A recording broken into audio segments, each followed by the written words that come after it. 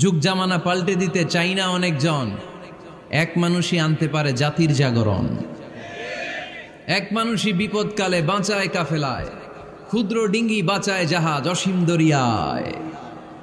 এজন্য আপনার শক্ত সিদ্ধান্ত পারে আপনার মৌলভীবাজারটাকে দেশের শ্রেষ্ঠ জেলা, শ্রেষ্ঠ থানা হিসেবে আল্লাহর কাছে কবুল করতে, ঠিক কিনা? এজন্য লম্বা চূড়া আলোচনা ঠিক না, ছোটখাটো অল্প কয়েকটা মেসেজ নিয়ে যেতে পারলেই that's enough. One of the minor signs before the day of judgment, your Islamic lectures will be very longer and your salah 5 times a day will be shorter. কিয়ামতের আগে বক্তব্য লম্বা, নামাজ খাটো, তাসবিহ পড়ে না, ব্যস্ত, মহাব্যস্ত। এই মহাব্যস্ততা ছাড়েন, কোরআন সুন্নাহর দিকে ফিরে আসেন। বরকত দিবে কে? বিশ্বনবীর মসজিদে নববীর ফ্লোর বালুর ফ্লোর ছিল, আমাদের ফ্লোর টাইলস। আল্লাহর হাবিব সাল্লাল্লাহু আলাইহি ওয়াসাল্লামের মসজিদে বালি নিচে, এই বালিতে নামাজ পড়তেন। বৃষ্টি হলে কাদামাটি হয়ে যেত, কাদামাটিতেই সেজদা করতেন। সেজদা করলে কাদার মাটি আল্লাহর হাবিব সাল্লাল্লাহু আলাইহি ওয়াসাল্লামের নাকে আর কপালে লেগে যেত। তিনি সালাম ফিরিয়ে সাহাবাদের দিকে মুখ ফিরিয়ে বসলে দেখতেন প্রতিটা সাহাবীর নাকে আর কপালে কাদার মাটি মিশে আছে। তার মানে প্রিয় নবী সাল্লাল্লাহু আলাইহি ওয়াসাল্লামের মসজিদে নববী ছিল কাঁচা, কিন্তু মুসল্লি ছিল পাকা।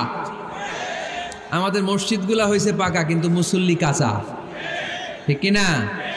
ফজরের সালাতে মানুষ নাই। ইমাম সাহেব আছেন কে কে এলাকায়? দেখি ইমাম, মসজিদের ইমাম, মাশাআল্লাহ। আপনাদের এইখানে ওই মসজিদে ফজরের নামাজে কয় কাতার হয়? 5 জন 6 জন? কেনে এত কম? কেনে? হ্যাঁ, আসে না, আসতে চায় না লোকজন। তো এই যে 5-6 জন ফজরের সালাতে, কল্পনা করতে পারেন ফজরের সালাতে এত কম লোক? ফজরের জামাতে লোক যায় না, এটা একটা মহামারী। যেদিন ফজরের জামাতের দৃশ্য আর জুমার নামাজের দৃশ্য একরকম হয়ে যাবে, ওই দিনই বাংলাদেশে ইসলাম কায়েম হয়ে যাবে। এখন স্লোগান তুলে বিপ্লব বিপ্লব, ইসলামে বিপ্লব। আর ফজরের সময় আমি কম্বলের ভিতরে, আছে না নাই? কোনো বিপ্লব হবে না। ফজরের নামাজ জামাতে পড়ুন, সকালটারে বরকতময় করে দিবে কে? আল্লাহর হাবিব সাল্লাল্লাহু আলাইহি ওয়াসাল্লামের মসজিদ ছিল সবার জন্য উন্মুক্ত, এখানে সবাই আসতে পারত। এজন্য মসজিদ হবে সবার। আমরা মসজিদের আবাদকারী হতে চাই।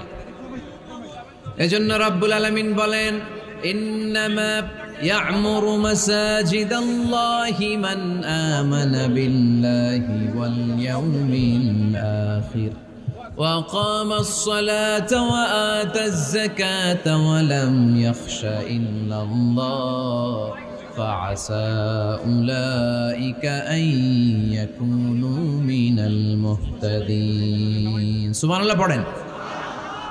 রব্বুল আলামিন বললেন মসজিদের আবাদকারী হবে তারা যারা আল্লাহর প্রতি ঈমান আনে, আখিরাতের প্রতি ঈমান আনে, যারা সালাত কায়েম করে, যারা যাকাত আদায় করে, যারা দুনিয়ার কাউকে ভয় পায় না, ভয় পায় একজনকে। চিল্লায় বলেন তিনি কে?